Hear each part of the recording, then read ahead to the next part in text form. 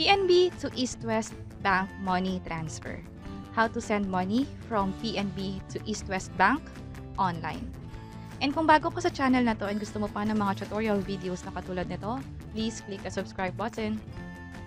So ngayon gamit ko yung phone ko and nakalogin ako sa Eastwest Online Banking Account ko. And ang maganda pag meron kang Eastwest Online Banking Account, pwede mo na agad malaman yung laman na account mo gamit lang yung cellphone mo.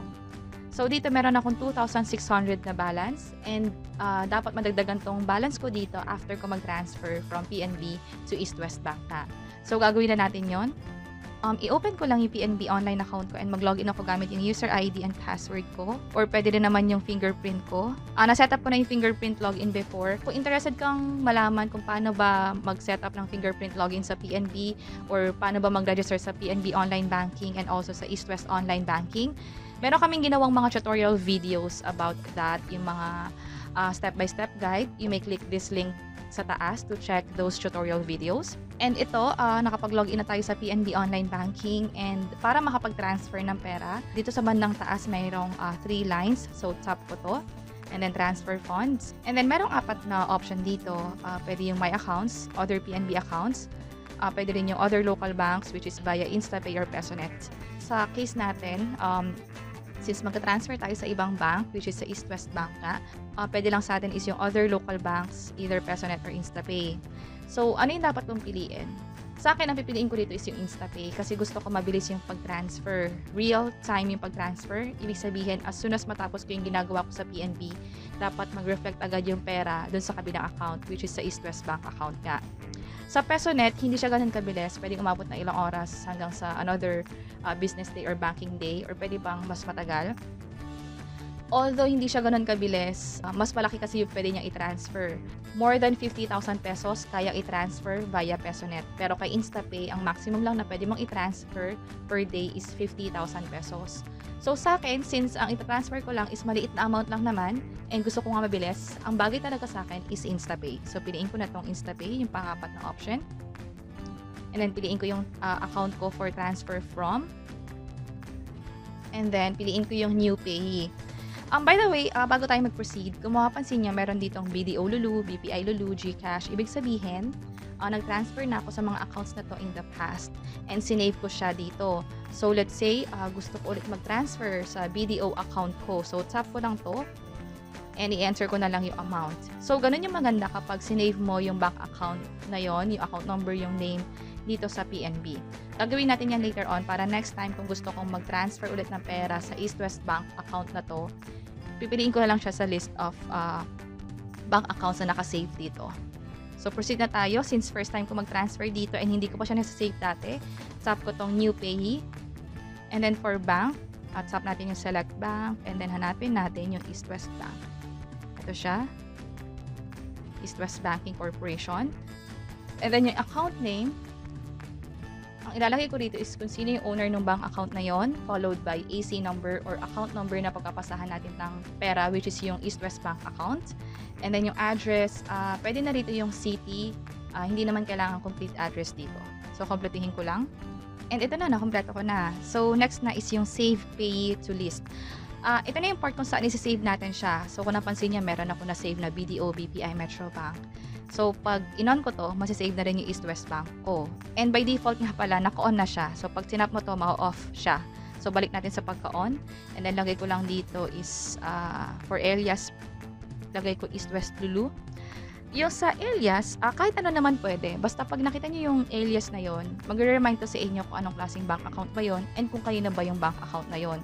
So, let's say, yung pinapasahan kong pera ngayon is hindi sa akin. Let's say, sa friend ko or sa, let's say, sa mother ko na lang. So, pwede ko ilagay dito East-West and then Mama, which is yun yung tawag ko sa mother ko. So, ito na siya. So, kompleto na yung info. And then, tap ko na itong continue sa bandang taas. And enter ko lang yung amount, which is 100 pesos. And purpose is, kahit anong purpose pwede. Allowance, payment, funding. Sa akin, funding nilagay ko. And yung repeat na option dito, naka-off. So, pag in-on ko siya, ibig sabihin yan is paulit-ulit ka mag-transfer ng pera. Pwedeng daily, tapos hanggang kailan. So, for example, ganito. Allowance yung pinapadala mo and gusto mo everyday mag-send ng pera sa bank account na to. So, ibig sabihin dito, daily, mag-send siya for the next 5 days ng pera worth 100 pesos. Kung let's say, may hinuhulugan ka naman, monthly yon, for the next 5 months, paulit-ulit mag-transfer ng pera si PNB kay Eastwest Bank automatically. So, sa akin, hindi ko pa kailangan yung repeat na option for now. So, off ko muna yan. One-time transfer lang gagawin natin. So, okay na tayo. So, tap ko na yung continue. And review and confirm details. So, dito yung part na kailangan i-review lahat ng info. And also, meron ditong transaction fee na 0 pesos. So, yun yung maganda ngayon. Libre pa yung pag-transfer ng pera from PNB to other bank. Pero by the time na pinapanood nyo tong video na to, possible may charge na yung pag-transfer. So, check nyo na lang yung transfer fee kung magkano para hindi kayo magulat kung magkano yung mababawas sa account ninyo. So, okay na tayo. Tap ko yung done. And then, enter ko lang dito yung code na ma-receive ko sa phone. So, open ko lang yung text and 032062. So, enter na natin siya. So, kung makapansin niyo, pag may ginagawa tayong online transaction like fund transfer, may ma-receive kang OTP. So, sa inyo, let's say, may na-receive kayong OTP galing sa Eastwest Bank. Pero alam nyo na hindi nyo naman in-access yung bank account ninyo. Hindi kayo nag-login, hindi kayo nag-transfer ng pera. So, pag ganun, magduda na kayo. Baka kasi may ibang nag-access na account ninyo, tapos nag-attempt mag-transfer. And pag ganun, kung sure kayo na hindi kayo yon, tumawag na kaagad kayo sa PNB or sa Eastwest Bank kung saan man kayo nag-transfer ng pera para ma-report nyo and ma-investigate nila kung may nangyayaring kakaiba sa account ninyo. So, proceed na tayo. Tap natin yung continue na button. Loading na siya. So, pag ganito, importante na stable yung internet connection. And ito na. So, phone transfer successful. So, may na-receive na rin akong text from PNB about this transaction. And sa inyo, maganda na i-take niyo yung screenshot ng ginagawa ninyo. I mean, yung confirmation ng online phone transfer na ginagawa ninyo. Kasama dapat yung reference number, which is this one. Just in case kasi na magkaroon ng issue like, let's say, nabawasan yung pera nyo sa PNB, pero hindi nag-reflect ng maayos or hindi napasa daw yung pera sa Eastwest Bank or dun sa pinagkapasahan ninyo. Pag ganun, pwede kayong tumawag sa PNB para ma-check yung issue and then provide this screenshot na may kasamang reference ID as proof na ginawa nyo talaga yung online fund transfer. So ngayon, punta na tayo sa Eastwest Bank. So I think na-log out ako dito kasi inactive ako eh. So kailangan na dagdagan yung balance natin dito. So login lang ako gamit yung username and password ko.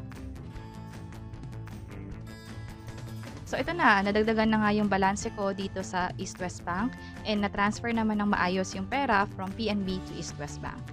And sana nakatulong tong video na to. Please let us know by clicking the like button. And kung may naisip man kayong questions or topics na tingin nyo pwede namin i-share online, please let us know by providing a comment below. And ito pa yung mga videos na pwede nyo i-check online. I hope na makatulong to. And this is Lou from Invest Library. Until next time, bye-bye!